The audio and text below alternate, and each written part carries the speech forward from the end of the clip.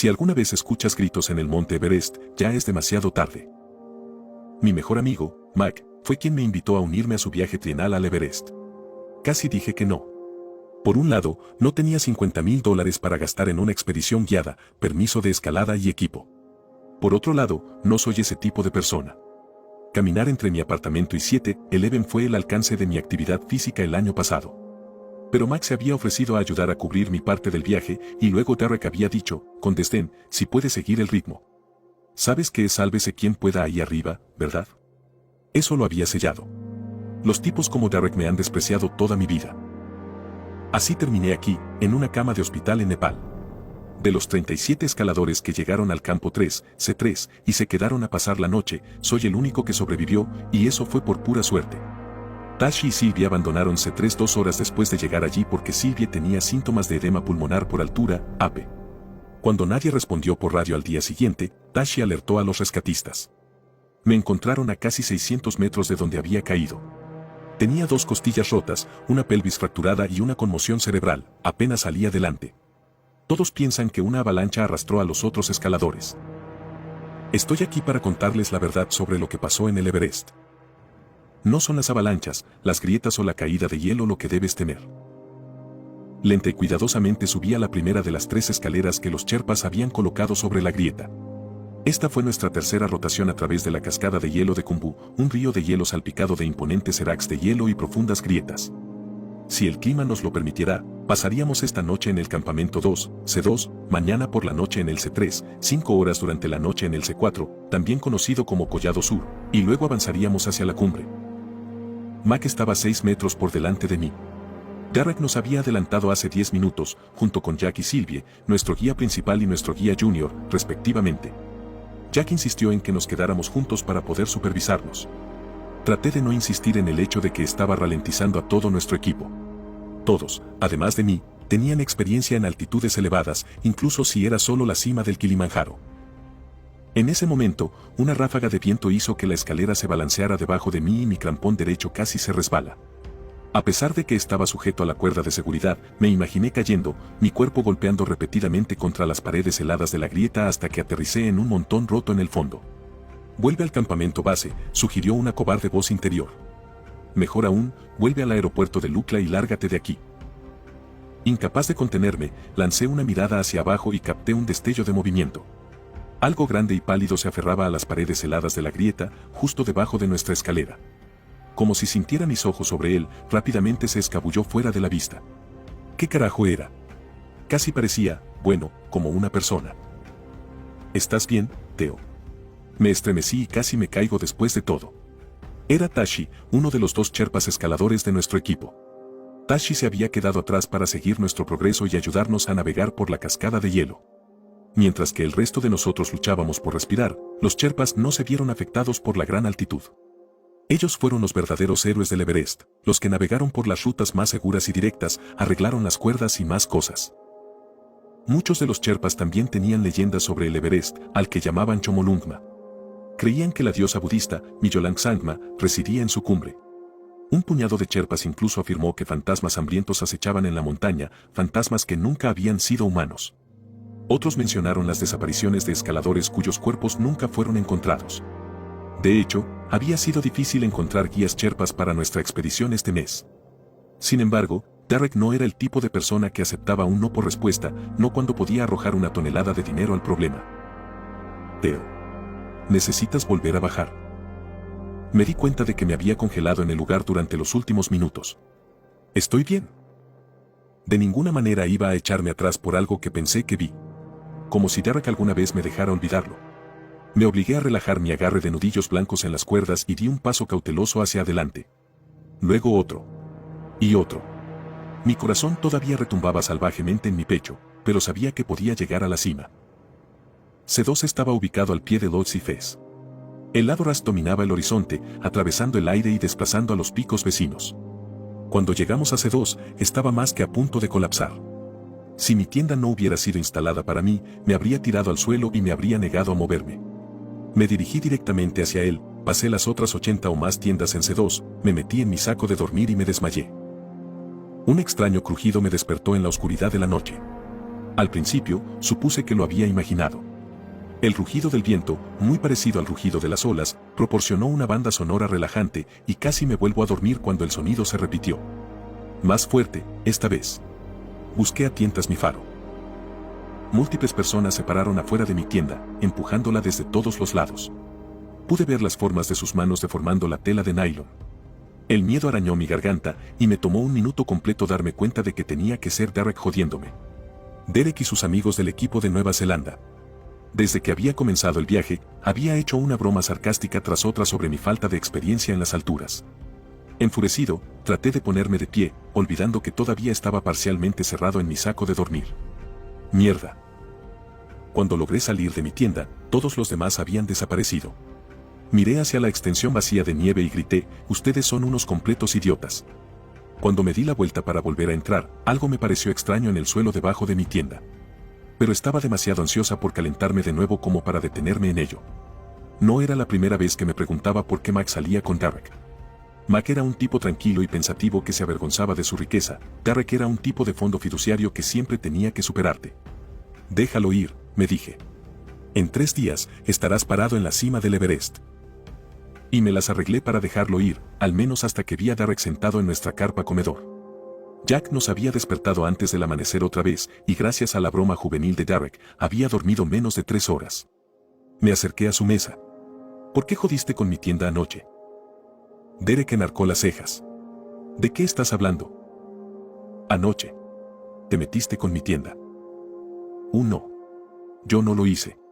Se inclinó hacia adelante y me dio una sonrisa soleada llena de dientes. Tal vez deberías regresar al campamento base. Haz que te revise Angela. Angela fue nuestra directora y doctora del campamento base. Antes de emprender nuestra primera rotación, nos dio una larga conferencia sobre las señales de advertencia de AP y ACE y también mencionó la posibilidad de experimentar psicosis a gran altura. Pero no había alucinado lo que había pasado anoche. De todos modos, sabía por qué Derek estaba haciendo la sugerencia y no estaba preocupado por mi bienestar.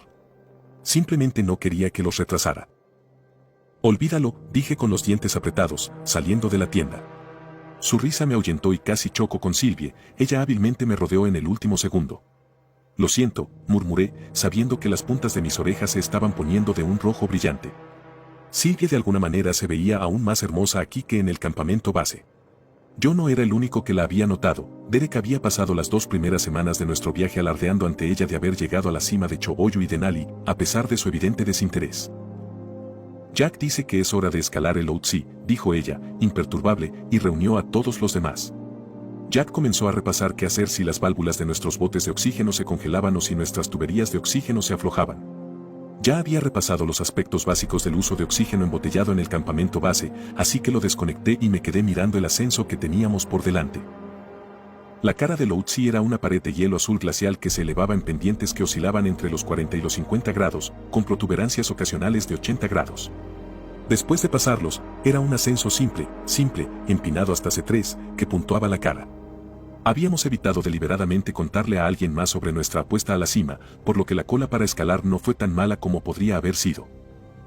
Traté de encontrar un ritmo entre patear mis crampons en el hielo duro y arrastrarme con los Yumars, pero seguía necesitando detenerme y permitir que los escaladores más rápidos engancharan sus mosquetones a la cuerda delante de mí.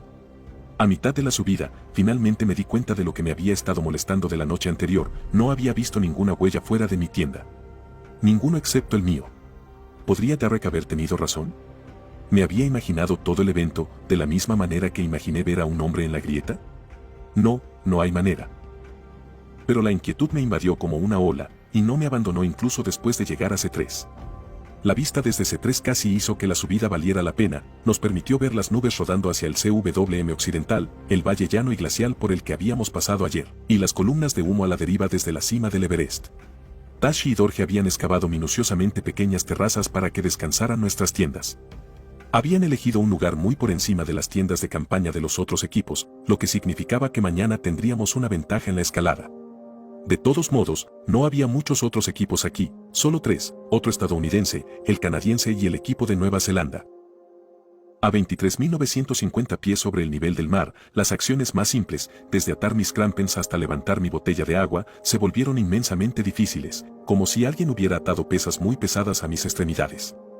Me llevó 10 minutos respirar el aire artificial de mi tanque de oxígeno antes de que mi cerebro comenzara a funcionar normalmente de nuevo. Cada uno teníamos 6 tanques de oxígeno, 3 para subir a la cima y otras 3 para volver a bajar. Mañana por la noche en el Collado Sur sería la primera vez que estuviéramos en la zona de la muerte.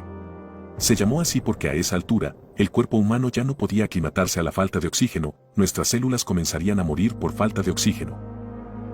Cuando Mac y yo entramos en la tienda que compartiríamos de ahora en adelante, me debatí entre mencionar o no lo que había visto la noche anterior. ¿Me diría que regresara al campamento base también? Pero antes de que pudiera decir nada, Mac rompió el silencio primero. Gracias por venir conmigo, hombre. Es bueno tenerte aquí. Sí, por supuesto. Gracias por invitarme. Solo, lamento que tuvieras que cubrir mi parte del viaje. Me reí torpemente y miré mi botella de agua para disimular mi incomodidad. ¿Cómo llegaste a escalar montañas, de todos modos? Pensé que odiabas las alturas. Recordé vívidamente la vez que nuestras familias habían ido juntas a Disney World. Mickey y yo teníamos 10 años y lo convencí de montar Space Mountain conmigo. Tan pronto como la montaña rusa avanzó, comenzó a chillar como loco. Max sonrió tímidamente, como si también estuviera recordando Space Mountain. Sí lo hago. Pero no hay nada más allá afuera que supere la escalada. Cuando estás aquí, es como si el resto del mundo se desmoronara, y toda la mierda con él. Todo es más simple, tal vez más aterrador, pero también es más real. Nunca me había sentido así en ningún otro lugar. En cierto modo sabía lo que quería decir. La vida en el campamento base era más simple: escalar, comer, dormir, enjuagar y repetir, y pude ver fácilmente cómo los peligros aquí hicieron que una cumbre exitosa fuera aún más dulce. Pensé en Jack diciendo que escalar una montaña revelaba quién eras realmente, te aplastó hasta que no te quedaron defensas. La pregunta salió de mí antes de que pudiera detenerla. ¿De verdad crees que llegaremos hasta el final? No me había preocupado por hacer cumbre cuando llegamos por primera vez al campamento base, simplemente no había querido avergonzarme. Pero ahora, la idea de dar marcha atrás antes de llegar a la cima parecía una locura. Sí. Jack y los Sherpas nos llevarán allí. Mike se durmió de inmediato, pero yo seguía adormeciéndome y despertándome sobresaltado. Pensaría que habían pasado horas solo para descubrir que habían sido 10 minutos. Usar la máscara de oxígeno era como tener plástico envuelto alrededor de mi cabeza. Eran casi las 3 a.m. y acababa de cerrar los ojos nuevamente cuando escuché el sonido de gritos. Gritos largos y llenos de dolor. Sacudí a Mac para despertarlo. Vamos, tenemos que irnos. Hay algo mal ahí fuera. ¿Qué? ¿De qué estás hablando? No sé. Agarré mi linterna y me dirigí afuera. Me tomó un minuto comprender lo que estaba mirando exactamente. Sangre. En todos lados. Y los cadáveres de los demás escaladores. La mayoría de ellos eran apenas reconocibles, algo los había desgarrado como muñecos de trapo y pisoteado todas las tiendas debajo de nosotros. Corrí hacia una mujer que se había derrumbado a unos metros de nosotros, una que reconocí. Estaba en el equipo de Nueva Zelanda. Tal vez no llegamos demasiado tarde, tal vez podríamos llevarla adentro, y luego me di cuenta de que la habían partido casi por la mitad. Sus intestinos se derramaron en bucles desordenados y los bordes irregulares de su piel desgarrada revolotearon con el viento. Tenemos que encontrar a Jack, dijo Mac, con el rostro demacrado y pálido. Mis ojos seguían atrapando su brazo extendido, los dedos curvados sin fuerzas en su palma. Con dificultad, me obligué a mirar hacia otro lado. Sí, pero ¿qué pasa con todos los demás? No veo la tienda de Tashi y Sylvie. Pero Jack puede comunicarse por radio con el campamento base. Él les hará saber lo que pasó aquí. Él estaba en lo correcto, la tienda de Tashi y Sylvie había desaparecido. No quería pensar en lo que eso significaba. Seguí a Mac hacia la tienda de Jack y Dorje, tratando de no mirar alrededor más de lo necesario. El cadáver de la mujer sin nombre permaneció grabado a fuego en mi mente, como un agujero carbonizado en un trozo de papel. Todos aquí podrían estar muertos ya, excepto nosotros. El pensamiento hizo temblar el mundo a mi alrededor, y tuve que morderme el interior de la mejilla hasta que probé la sangre. Tonto, porque a esta altura la herida no sanaría, pero el dolor me ayudó a estabilizarme. Cuando Mac abrió la cremallera de la tienda de Jack, me di cuenta de un fuerte sonido de sorbos, como si alguien estuviera chupando un batido con una pajilla. Traté de agarrar el brazo de Mac, pero se había movido fuera de mi alcance. Gritó, Jack. Necesitamos tu ayuda. Te necesitamos, dejó de hablar cuando la luz de su linterna frontal reveló lo que estaba a solo unos metros de nosotros. El hombre que había visto en la grieta el otro día, el hombre que me había convencido a mí mismo que había imaginado, estaba agazapado sobre algo largo y ensangrentado. Llevaba ropa descolorida y andrajosa, y su piel era de un blanco sin sangre, tan pálida como la nieve en el suelo. Su cabeza se levantó y dio un paso involuntario hacia atrás porque no era un hombre después de todo. No puede ser, sus ojos eran 2/4 de plata brillante, y su boca un disco redondo lleno de dientes afilados que apuntaban hacia adentro. Se lanzó hacia nosotros, moviéndose bruscamente. Mike me tiró hacia atrás cuando se dio la vuelta para correr, pero ya era demasiado tarde, cayó sobre él. Intentó levantar los brazos para protegerse la cara y solo lo logró parcialmente. Le arrancó los dedos de la mano derecha y la sangre salió disparada de los muñones y del techo de la tienda. Cuando cerró la boca sobre el cuello de Mac, dejó escapar un grito agudo y miserable. «Por el amor de Dios, haz algo». Mi mente me gritó. Me puse a 4 patas para buscar entre el revoltijo de objetos en la tienda. Los gritos de Mac se cortaron justo cuando encontré el piolet medio enterrado bajo el saco de dormir roto de Jack. Tardé 30 segundos en conseguirlo, como máximo, pero cuando me di la vuelta, Mac y la cosa habían desaparecido. Un grueso rastro de sangre me condujo a donde la parte trasera de la tienda había sido rasgada. «Miguel». Salí corriendo, tratando de mirar en todas direcciones a la vez. Pero no estaba a la vista. Todo lo que vi fue a Jack. Lo que quedó de él. Le faltaba la mandíbula inferior, y su lengua medio cortada estaba anidada en el hueco de su garganta, todavía conectada por un trozo de músculo muy delgado. Seguí adelante, dando vueltas alrededor de nuestras tiendas hasta que estuve de nuevo en el frente. Había empezado a nevar, por lo que era aún más difícil mirar alrededor. El área entre mis omóplatos picaba con la conciencia de que algo acechaba en la oscuridad, algo esperando su momento. Algo rozó mi hombro. Me di la vuelta y balanceé el hacha, el terror vibrando a través de todo mi cuerpo, solo para encontrar a Derek mirándome fijamente, con los ojos muy abiertos y asustado. Lo esquivó en el último segundo, de modo que perdí el equilibrio y la punta del hacha se abrió de par en par. «¿Qué diablos te pasa?», él gritó. Ignoré esto. «¿Has visto a Mac en alguna parte?». «No. No he visto a nadie aparte de ti, maldito psicópata. Acabo de salir porque escuché gritos, se apagó y me golpeó contra la tienda». «¿Qué pasó aquí? ¿Tú hiciste esto?». Abrí la boca para decirle que no había hecho nada, solo para que un grito terrible y resonante hiciera innecesaria mi explicación. Miramos hacia arriba para ver la cosa de antes aferrada a la pared de hielo, 3 metros por encima de nosotros. Debería haber sido imposible, el hielo no tenía puntos de apoyo para las manos ni para los pies, pero mantuvo su posición sin ningún esfuerzo aparente. Nuestras miradas se encontraron, y en ese momento, no tuve ninguna duda de que me estaba viendo. Sus ojos plateados brillaban con astucia astuta y me sonrió, una expresión horrible que transformó sus rasgos en una retorcida burla del rostro humano. Saltó. Y antes de que pudiera defenderme, su peso me tiró al suelo y me arrancó el hacha de las manos. Lanzó su cabeza hacia adelante como una serpiente atacando y apenas logré evitar que mordiera un trozo de carne de mi mejilla. Pero era demasiado fuerte para mí como para contenerme mucho más, mis dedos se deslizaron lenta e inexorablemente por su cara. Se echó hacia atrás para otro golpe, su boca de lamprea se abrió increíblemente y me estremecí sin sentido. De repente, su rostro cambió, la boca se redondeó en una sorprendida o cuando la punta de un hacha salió de su ojo derecho, atravesando la parte posterior de su cabeza. Salí de debajo de él. Derek se paró sobre mí, su boca torcida en una mueca. Chilló de nuevo, 100 clavos arañando 100 pizarras, y esta vez supe de alguna manera que se estaba comunicando. Una sustancia negra y alquitranada salía de su ojo perforado y se retorcía impotente sobre su espalda, como una cucaracha volcada. Y luego tembló por todas partes y comenzó a pudrirse, los ojos se hundieron en las cuencas, la piel se desprendió de los huesos y se encogió, y el cabello se desprendió de un cráneo disecado. No se detuvo allí tampoco, las uñas se cayeron, los dientes se cayeron uno tras otro y los huesos se rompieron y se desmoronaron en polvo, solo para que otra ráfaga de viento esparciera toda la pila de pedazos polvorientos sobre la nieve. Todo sucedió tan rápido que cuando me puse de pie, ya no estaba. «¿Qué fue esa cosa?», preguntó Derek, estremeciéndose. Ya no se veía como el imbécil arrogante que se había pasado todo el viaje enemistado conmigo, más como un niño pequeño que acababa de descubrir que los monstruos que se escondían en su armario eran reales. «Ni idea.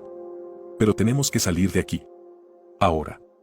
Pensé brevemente en Mac, que aún podría estar vivo, solo que yo lo sabía mejor. Nadie podría haber perdido la cantidad de sangre que tenía y aún así sobrevivir, al menos no sin recibir atención médica inmediata. ¿Y quieres saber lo peor de todo? Mi cerebro aceptó el hecho de que estaba muerto, que acababa de perder a mi mejor amigo de más de 12 años, y siguió calculando fríamente mis probabilidades de sobrevivir el tiempo suficiente para volver al campamento base. Como para enfatizar mis palabras, un coro de chillidos impíos resonó en la noche. Intercambiamos una mirada sin palabras y salimos corriendo. Corrí más allá de la mujer muerta sin nombre a mi derecha. Uno de sus párpados se había abierto de golpe, mientras que el otro todavía estaba cerrado con goma, de modo que parecía estar guiñándonos un ojo con cinismo. Puedes correr, pero no servirá de nada. Si antes había pensado que la escalada era difícil, no era nada comparado con cuando mi vida estaba en peligro. Todo mi mundo se redujo a patear mis crampons en el duro hielo azul y aferrarme a la cara mientras el viento intentaba soltarme. No había tenido tiempo de engancharme a la cuerda fija. Si me caía, no sería un aterrizaje suave y gentil, caería más de 5000 pies. Solo Dios sabía dónde terminaría. Derek me había superado, pero comenzó a maldecir por lo bajo. Las rocas resonaron por la pendiente. Volver a subir. Él gritó. Subir. Miré hacia abajo. Puntos plateados de luz brillaban en la oscuridad, acercándose rápidamente a nosotros. Había más de esas cosas, tal vez 6 u 8, y todas se dirigían directamente hacia nosotros. Se escabulleron fácilmente sobre las escarpadas protuberancias heladas de la cara, extendiéndose en fila para evitar que trepáramos más allá de ellos. La única manera de ir era hacia arriba. En la zona de la muerte. El ángulo de la pendiente por encima de C3 era empinado, mucho más empinado de lo que había previsto. A pesar de esforzarme para escalar lo más rápido que pude, mis pantorrillas temblaban de fatiga, mi respiración seguía entrecortada y me dolía la cabeza por la fatiga. Derek estaba justo sobre mis talones, jadeando con fuerza por aire. Cuanto más se acercaban esas cosas a nosotros, más claramente oíamos los extraños chillidos y silbidos guturales que componían su lenguaje. Ahora estaban a solo 10 pies detrás de nosotros. Se me hizo un nudo en el estómago de miedo y esperé a que una mano con la punta de una garra se cerrara alrededor de mi tobillo con un agarre de hierro. No pasó nada. Ya deberían habernos alcanzado, pero estaban caminando a su propio ritmo. Retrocediendo, permitiéndonos seguir subiendo. ¿Por qué? Encontré la respuesta en sus caras sonrientes y sedientas de sangre. Porque no había salida. Incluso si escalamos las 6 horas que nos tomó llegar al Collado Sur y logramos mantenernos delante de ellos todo el tiempo, todo el camino hasta la cima, ¿entonces qué? ¿Qué haríamos en la cumbre, sin otro lugar a donde escalar? ¿Qué podríamos hacer? No podemos seguir subiendo. Le grité a Derek. Empecé a gatear hacia los lados, alejándome de la ruta establecida. Hacerlo significaba correr el riesgo de caer en una grieta, pero una muerte rápida era mejor que ser desgarrado de un miembro a otro. Gritos adicionales resonaron a través de la noche y supe sin mirar que habían cambiado de rumbo para seguirnos. La pendiente finalmente se niveló y tropezamos con una mezcla de nieve, hielo y rocas que nos rompió los tobillos, con Derek a la cabeza. Un sudor punzante goteaba en mis ojos, y el mundo se volvió borroso mientras mi cuerpo luchaba para hacer frente a la falta de oxígeno. Divisé un afloramiento de grandes rocas más adelante, tal vez podríamos arrojarnos detrás de ellos. Tal vez. De repente, uno de ellos se apresuró a avanzar a 4 patas para bloquear nuestro camino. Los otros 5 nos rodearon en un círculo suelto. Desde atrás, parecían hombres y mujeres normales. Pero la ilusión se desvaneció por completo una vez que te enfrentaron. Todos tenían los mismos ojos plateados antinaturales y bocas de lamprey. Las mismas expresiones maliciosas en sus rostros. Me volví hacia Derek, tenía un piolete repuesto en sus manos. Hice un gesto hacia él, pero en lugar de darme uno, retrocedió y negó con la cabeza. Ni siquiera tuvo que decirlo en voz alta, aquí arriba cada uno por su lado había sido su estribillo constante desde que había comenzado nuestro viaje. Y no tuve tiempo de convencerlo. Comenzaron a lanzarse hacia adelante uno a la vez, jugando con nosotros. Sin un arma, no podía hacer mucho más que intentar esquivarlos y fallar. Uno de ellos hizo una finta hacia la izquierda y luego giró para golpearme en la garganta. Me caí con un grito de pánico.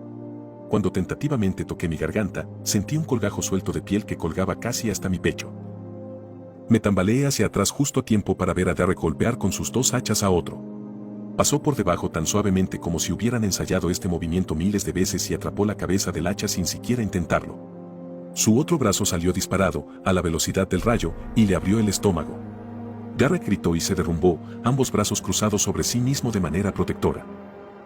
El círculo a nuestro alrededor se estrechó y finalmente entendí que iba a morir aquí. Los dos íbamos a morir aquí. Traté de armarme de valor mientras avanzaban hacia nosotros, sus ojos encendidos con sed de sangre. Hubo un fuerte boom.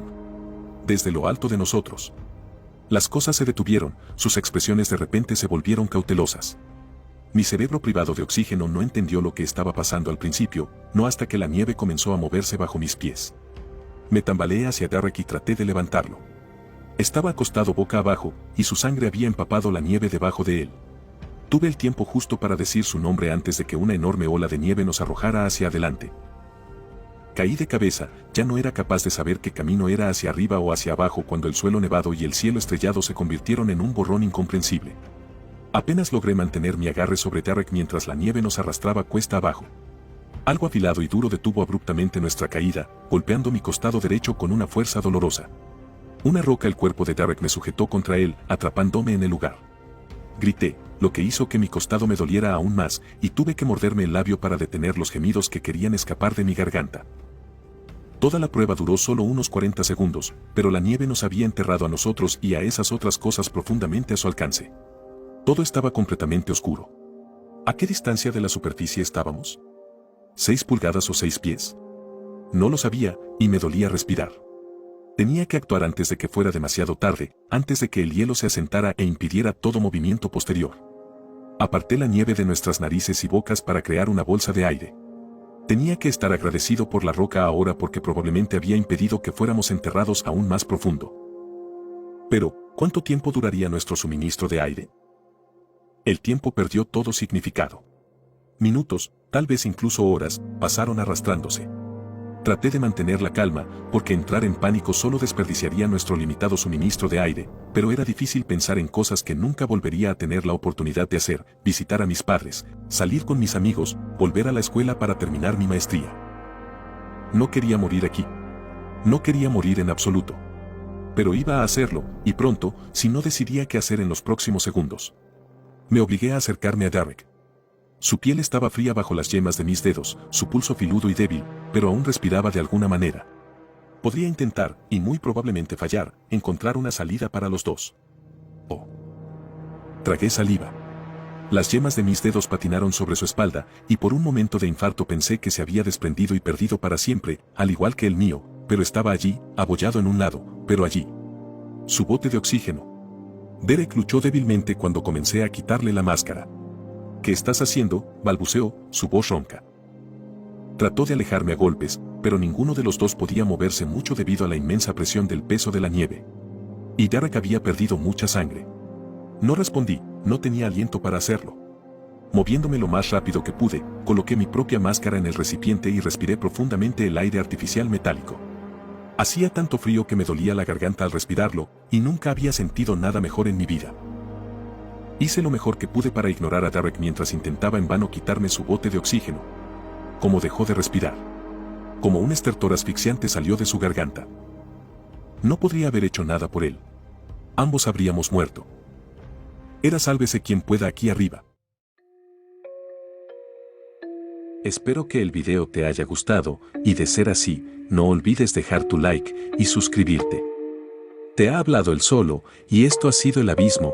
Buenas noches.